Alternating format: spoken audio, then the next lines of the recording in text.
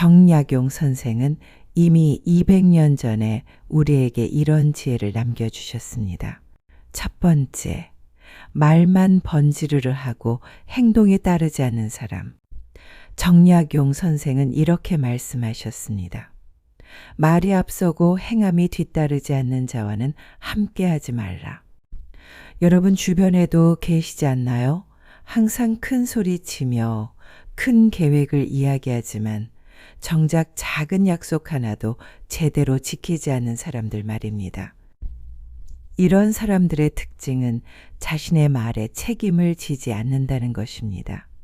40대가 넘으면 우리는 말의 무게를 알게 됩니다. 한번 뱉은 말이 얼마나 소중하고 그 말을 지키기 위해 얼마나 많은 노력이 필요한지를 깨달았기 때문입니다. 하지만 이런 사람들은 여전히 말을 바람처럼 날려보내고 상대방의 신뢰를 우습게 여깁니다. 더 심각한 문제는 이들이 자신의 말을 지키지 않는 것에 대해 아무런 죄책감을 느끼지 않는다는 것입니다. 오히려 상황이 바뀌었다, 예상치 못한 일이 생겼다는 식으로 변명만 늘어놓습니다. 이런 사람들과 계속 관계를 유지하면 여러분은 점점 실망하게 되고 결국 그 사람에 대한 기대를 완전히 포기하게 됩니다. 그런데 문제는 그 과정에서 여러분의 소중한 시간과 감정이 소모된다는 것입니다. 나이가 들수록 약속의 진짜 의미를 알게 됩니다. 약속은 단순한 말이 아니라 서로에 대한 존중의 표현이자 관계를 지속시키는 기본적인 신뢰의 토대라는 것을 말입니다. 두 번째, 자신의 잘못을 남에게 돌리는 사람. 허물을 남에게 미루고 공을 자신에게 돌리는 자는 군자가 아니다. 이것은 정약용 선생이 평생 경계했던 인간상입니다. 우리가 나이를 먹으면서 가장 힘든 것 중 하나가 바로 이런 사람들을 만나는 것입니다. 일이 잘 되면 자신의 공이라 하고 잘못되면 모든 책임을 다른 사람에게 떠넘기는 사람들 말입니다. 직장에서, 가정에서, 인간관계에서 이런 사람들을 만나면 정말 힘이 빠집니다. 왜냐하면 이들과 함께하는 모든 관계는 일방통행이 되기 때문입니다. 여러분의 노력과 희생은 당연한 것이 되고 그들의 실수와 잘못은 언제나 남의 탓이 됩니다.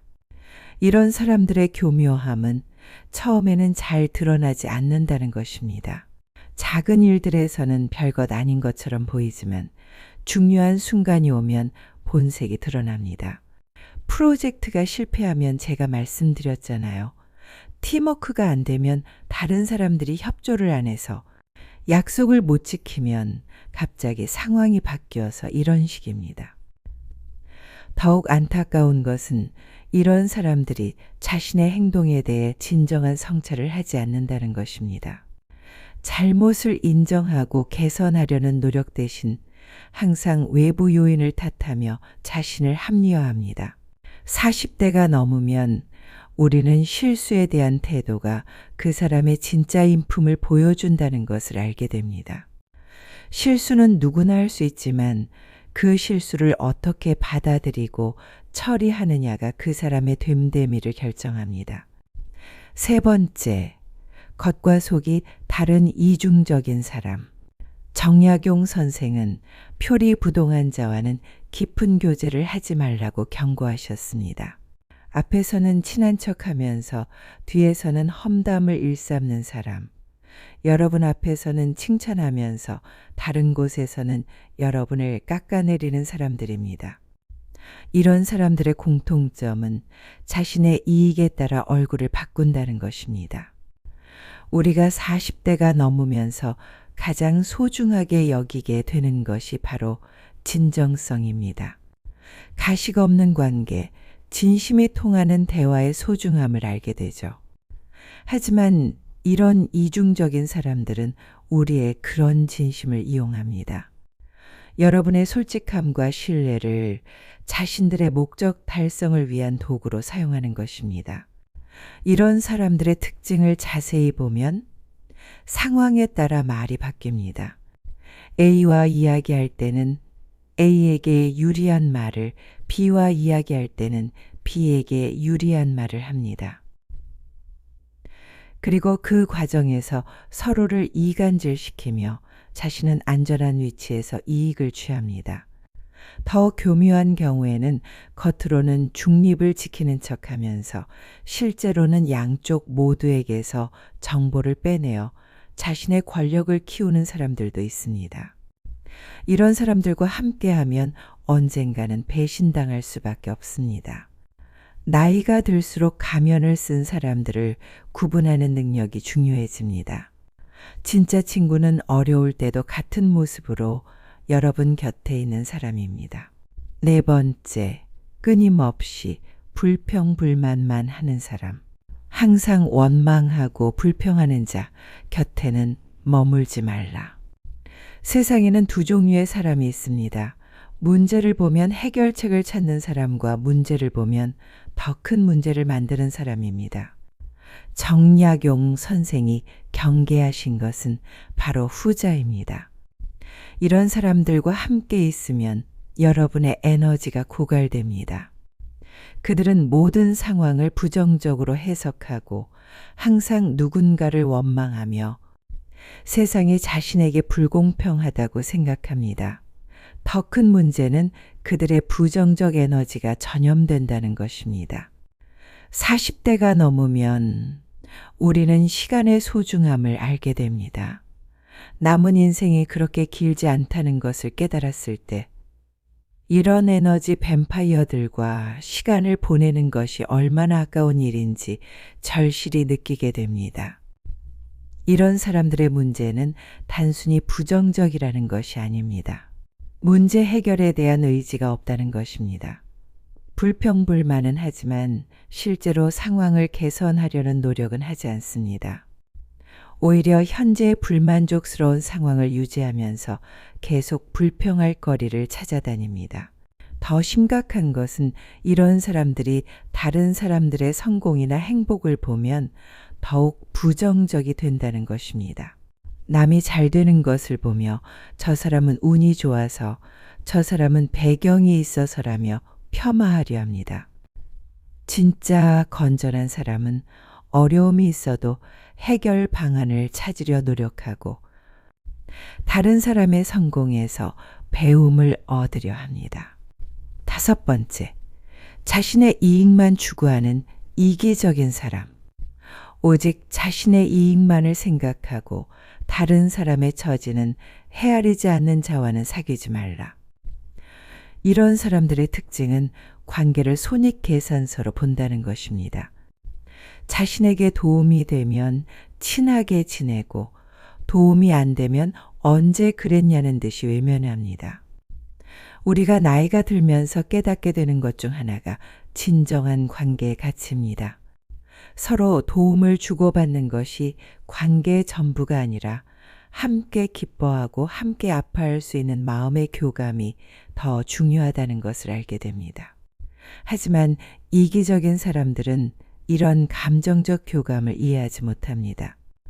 이런 사람들을 더 자세히 관찰해 보면 그들은 항상 내가 뭘 얻을 수 있지라는 관점에서 사람을 대합니다. 모임에 참석할 때도, 누군가와 만날 때도, 심지어 도움을 줄 때도 항상 자신에게 돌아올 이익을 계산합니다. 문제는 이런 사람들이 단기적 이익에만 집중한다는 것입니다. 장기적인 관계의 가치나 신뢰의 중요성을 이해하지 못합니다. 그래서 눈앞의 작은 이득을 위해 큰 신뢰를 포기하는 우를 범합니다. 이런 사람들과 함께하면 언젠가는 이용당하고 버려질 수밖에 없습니다. 그들에게는 영원한 친구가 없고 오직 유용한 사람만 있을 뿐입니다. 여섯 번째, 남의 성공을 시기하고 질투하는 사람. 정약용 선생은 남의 잘됨을 기뻐하지 못하고 질투하는 자는 스스로를 해치는 자라고 하셨습니다. 이런 사람들과 함께하면 여러분의 성공과 기쁨을 나누기가 어려워집니다. 좋은 일이 생겨도 마음껏 기뻐할 수 없고 자신의 성취를 숨겨야 하는 상황이 됩니다. 인생의 후반부로 갈수록 우리는 진심으로 축하해주고 함께 기뻐해 줄 수 있는 사람들의 소중함을 알게 됩니다. 반대로 질투와 시기로 가득 찬 사람들이 얼마나 우리의 에너지를 빼앗아 가는지도 깨닫게 됩니다. 질투심이 강한 사람들의 특징을 보면 남의 성공을 인정하지 못하고 항상 그 이유를 폄하하려 합니다. 운이 좋았을 뿐, 배경이 있어서 나보다 못한 주제에 이런 식으로 말입니다.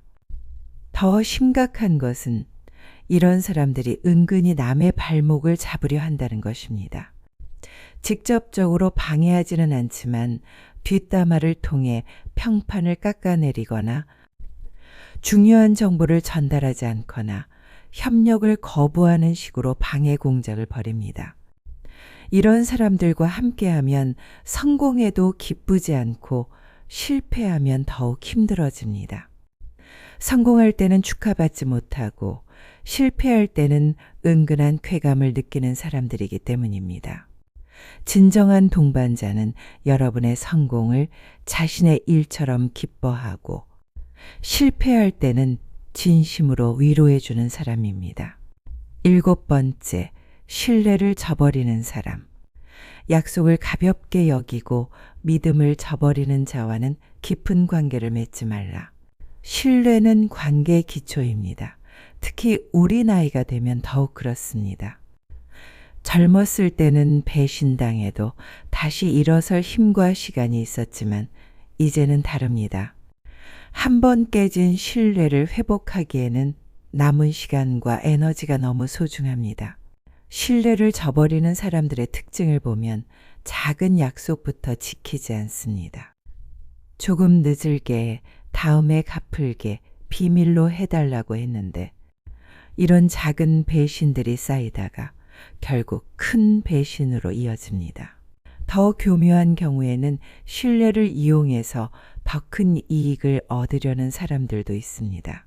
평소에는 믿을 만한 척하다가 정작 중요한 순간에 배신하는 것입니다.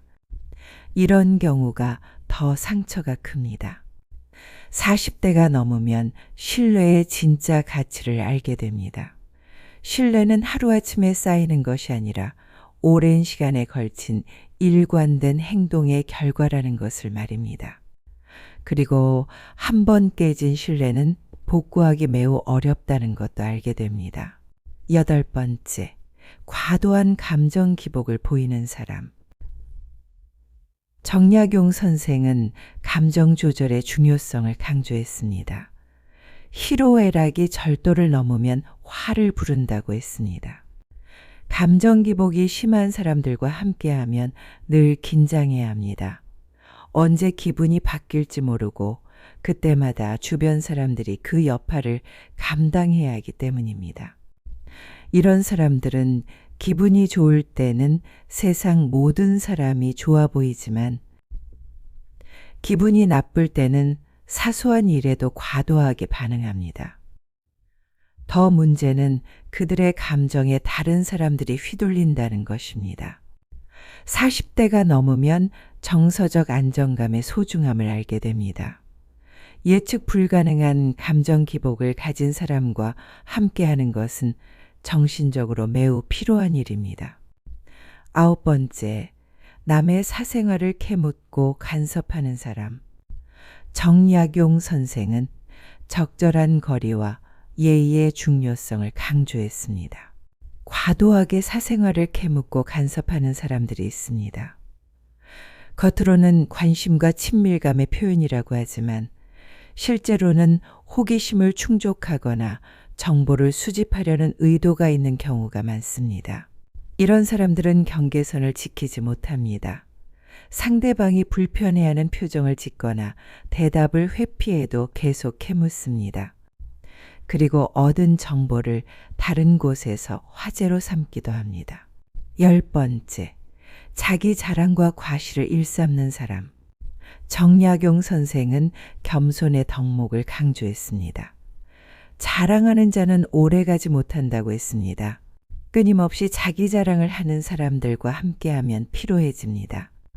대화가 일방통행이 되고 상대방의 이야기는 들으려 하지 않습니다.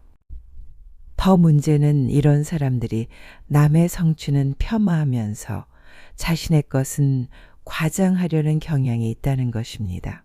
마무리하며 정약용 선생의 지혜는 200년이 지난 지금도 여전히 유효합니다. 사람의 본성은 크게 변하지 않았기 때문입니다. 여러분, 우리가 40대를 넘어서면서 가장 중요하게 배워야 할 것은 선택입니다. 어떤 사람과 시간을 보낼 것인가, 어떤 관계에 에너지를 투자할 것인가를 현명하게 선택하는 것입니다. 인생은 짧습니다. 우리에게 남은 시간을 정말 소중한 사람들과 우리를 성장시키고 행복하게 해주는 사람들과 함께 보내시기 바랍니다. 정약용 선생이 경고하신 이런 사람들을 피하는 것은 이기적인 행위가 아니라 우리의 인생을 더 의미 있고 행복하게 만드는 지혜로운 선택입니다. 무엇보다 중요한 것은 이런 기준들을 남에게만 적용하지 말고 우리 자신을 돌아보는 거울로도 사용해야 한다는 것입니다. 혹시 내가 누군가에게는 피해야 할 사람이 되고 있지는 않은지 성찰해 보는 것도 필요합니다. 다산 정약용의 가르침처럼 현실을 직시하고 사람을 사랑하며 끊임없이 자신을 성찰하는 삶을 살아가시기 바랍니다.